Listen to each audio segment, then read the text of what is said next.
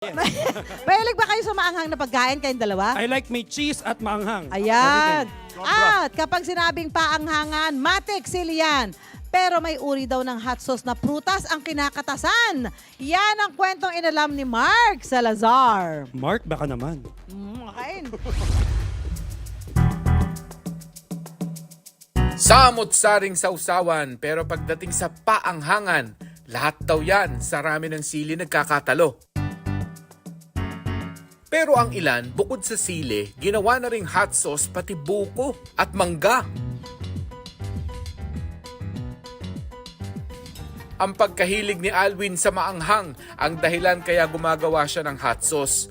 The first hot sauce na ginawa ko is actually mango and habanero. I am from Zambales and I want to help as well the local farmers sa mangga. Ginawa ko, nalagyan ko siya ng anghang. I use habanero. Ano mang kombinasyon, basta sa husawan, kaya raw niyang paanghangin. I really want something unique na magugustuhan ng tao, especially na may touch ng Filipino. I have this hot sauce na gawa sa buko saka keso.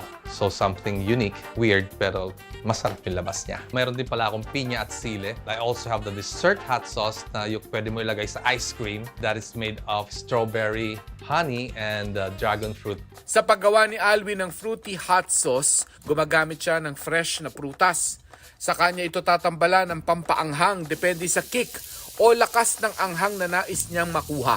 Madalas niyang ginagamit ang habanero chilies, jalapeno, Carolina Reaper at ang siling labuyo. Sama-sama niyang lulutuin ang mga ito at lalagyan ng pampalasa, saka ibe-blender para maging hot sauce.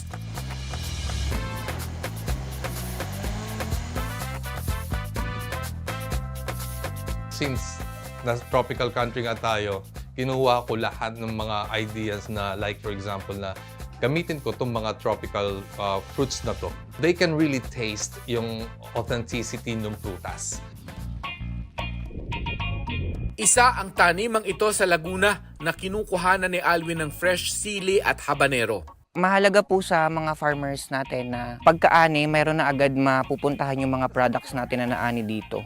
Hindi na mahihirapan yung mga farmers natin na kung saan dadalhin, may iwasan na rin yung mga pagkabulok ng mga pads natin dito. Madalas suki raw nila ang mga gumagawa ng sausawan sa kanilang tanim na habanero at Carolina Reaper. Before, sa ibang bansa pa nakuha ng mga panggawa ng hot peppers. So, dito na sa Pilipinas, mas madali na. Iba't ibang lugar na rin yung napag-delibera namin ng produce namin na hot peppers. Meron kaming Manila, Pampanga, then meron na rin kaming Mindanao and Visayas. Ang mga gawang hot sauce ni Alwin, aabot na sa higit 10 klase. Pasok naman kaya sa lasa ng masa ang ganitong klase ng twist? Para sa akin, masarap, malinamnam, saka manamis-namis. Akala ko kayang tikman to dahil yun nga, matamis. Fruity yung lasa niya.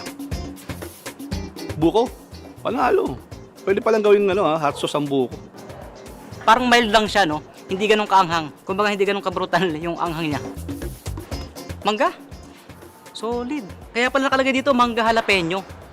Hindi na lang panghimagas o merienda ang mga prutas. Pwede na rin itong gawing sausawan at pagkakakitaan.